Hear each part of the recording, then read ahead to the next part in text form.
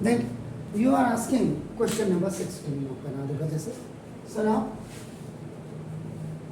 first two lines you have to write in every question, ये तो अब आपको क्लियर हो गया है ना। अब आपका देखो ना ये लिखा आपने let small A be the first term of an AP and is common difference. आपको एपी डिटरमाइन करनी है। आप सिंपल सी लैंग्वेज आप ये समझ लीजिएगा कि आपका डिटरमाइन आपको एपी कह रहा है, इसका मतलब आपको 3 टर्म्स निकाल करके उसको जरूर दिखा दीजिएगा, यानी कि इनफाइनाइट एपी बना करके उसको जरूर दिखा दीजिए।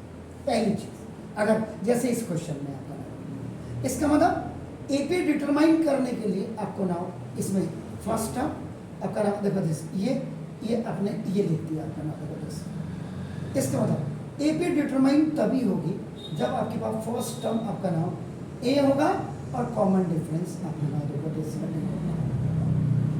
और अब आपकी मेमोरी में डाल दूं, अगर एक्सीड्स लिखोगे जैसे ऐसे क्वेश्चन आते हैं कि this term is exceed then this term, exceed का मतलब ही आपका हो गया प्लस।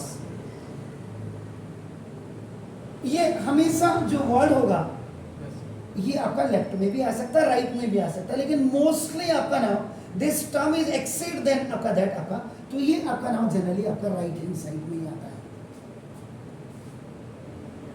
एक चीज और जब एक्सीड वर्ड्स आएगा इसका मतलब आपका जब आप उसको ओटी में लाएंगे, इसको इधर लाएंगे यानी कि लेफ्ट हैंड साइड में उसमें से नंबर को छोड़ करके वो टर्म को लेकर के आएंगे, तो उससे आपका नाम जो ए होगा ए आपका ऐसे आकर के ये कैंसिल हो जाएगा। मजे की बात देखो, और कैंसिल होने के बाद सबसे पहले आपको डी की वैल्यू निकालेंगे।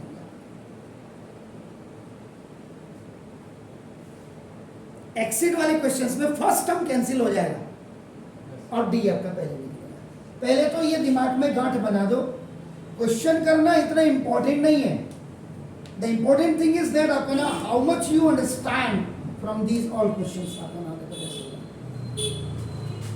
अब इसको भी जो मैंने लॉजिक बताया इसको भी आप दूसरे चैनल्स में जाकर के जरूर देखिएगा। आपका आप कमेंट्स तक बताइएगा आपका नाम। अब इसका जो आपका नाम देखो दिस ये फर्स्ट काम आपने किया, second work you have to that आपका नाम गिवन में आपका देखो ना गिवन में what is writing third term is आपका नाम देखो this the third term of an AP is equal to आपका 16। इसका मतलब थर्ड टर्म तो आपके पास है, आपको सेकंड टर्म की जरूरत है, लेकिन सेकंड टर्म से पहले आपको फर्स्ट टर्म की जरूरत है, और फर्स्ट टर्म से पहले आपका कॉमन डिफरेंस आपका निकल ही रहा है। Got it sir? Sir third term का मतलब आपका नाम a3 इज इक्वल आपका 16 हो गया, ठीक है ना।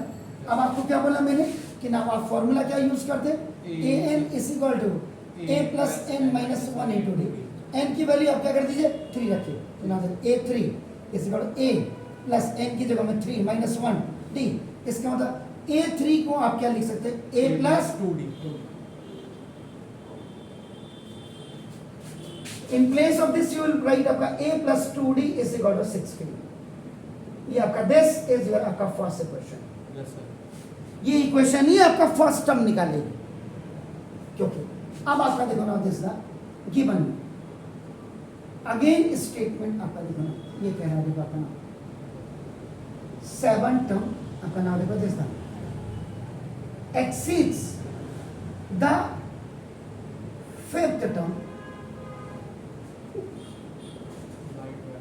by 12। इसका मतलब 7 टर्म exceeds ये हो गया sir 12 by 5th term। 7 term exceed 5th term by 12।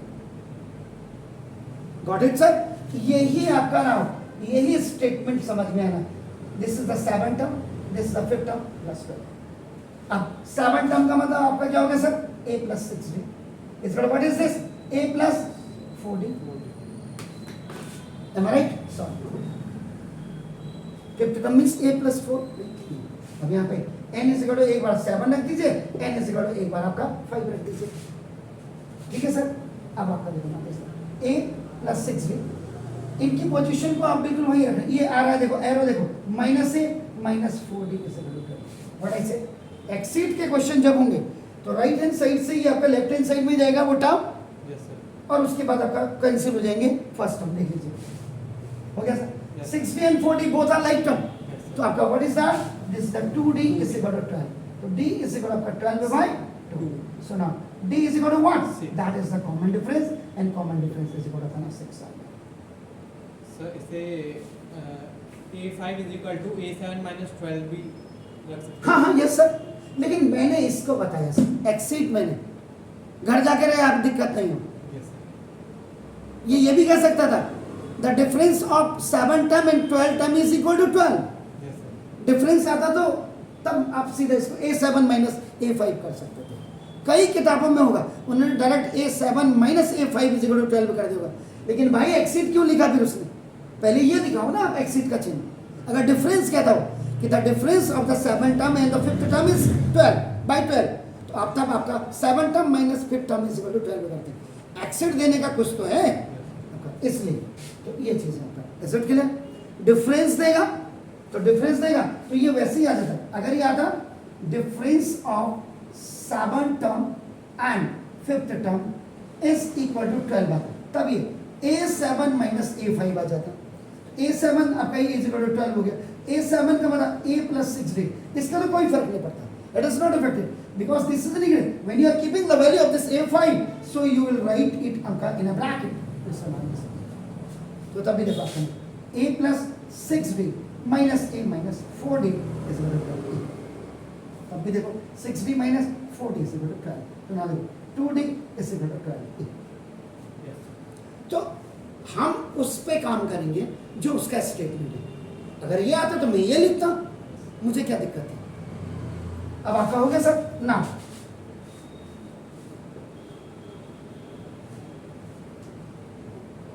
Now substitute the value of d is equal to 6 in equation number 1. आप देख रहे कुछ मैंने डिस्कस किया था. Yes, ये वैल्यू को डालेंगे आप, ये इसको पहले लिख दीजिए a plus 2d is equal to 6d, जिससे कि मास्टर की नजर वहां अगर नहीं भी पहुंची तो लिखा यार अरे अच्छे से ये लिखा आपका नाम a plus 2 into D is what sir 6 is equal to a आपका प्लस 12 ओ 16 है सर ना, वो 16 तो नाम जैसे a इज इक्वल टू आपका नाम 16 माइनस 12. ये आपका देखो ओटी में आ गया, प्लस 12 उधर गया तो माइनस हो गया. देयरफॉर आपका नाम a is equal to sir आपका फर्स्ट टर्म आ गया and first term is equal to how much? What is saying that? He is saying आपका determine AP. अब आपने AP आपने determine करना है, तो now देखो this is the first term, this is the second term, this is the third term. Infinite AP आप बना रहे हैं, आपका now देखो this I infinite, तो now AP is equal to first term. अभी इसको ऐसे लिख रहा हूँ a plus 1d I am writing, a plus आपका देखो 2d and that's all. AP is equal to first term is what sir? Now that is 4. Now 4 plus 1 into d is what? 6. Am I right? Yes. Now look at this. A plus 2 into d is what? 6. After now look at this. So now AP is equal to this is the 4. Now 6 1 the 6. This 10. Or 2 6 are 12. A की जगह में क्या? तो 12 plus this is the 16. तो देखो 10 में से 4 जाएंगे 6. 16 में से 10 जाएंगे. इसका मतलब सीक्वेंस आपकी आ गई. अब इसका ये आपका आंसर आ गया सर, क्योंकि उसने कहा था डिटरमाइन AP डिटरमाइन, तो 3 टर्म निकाल दीजिए. अब आप इसी क्वेश्चन में जब आप होमवर्क करेंगे घर में जाकर, तो आपने सीक्वेंस में नहीं, यहाँ पे आप लीगली सीक्वेंस वहाँ पे चेक करेंगे. तो लीगल सीक्वेंस का मतलब कॉमन डिफरेंस 2 बार निकालेंगे. आप समझ गए. सीक्वेंस चेक करने के बाद आप इसके बाद आपका इसका n का टर्म निकालना, फिर उसके बाद आपका n माइनस 1 का ये टर्म निकालना, और फिर उसके बाद आपका नाम फिर कॉमन डिफरेंस फिर निकालना. कॉमन डिफरेंस d के लिए आपका नाम आपका nth टर्म और माइनस n माइनस 1 का tth टर्म हो गया आपका नाम. Is it clear? उसके बाद आप क्या करेंगे नाउ, आप sn टर्म निकालेंगे आपका.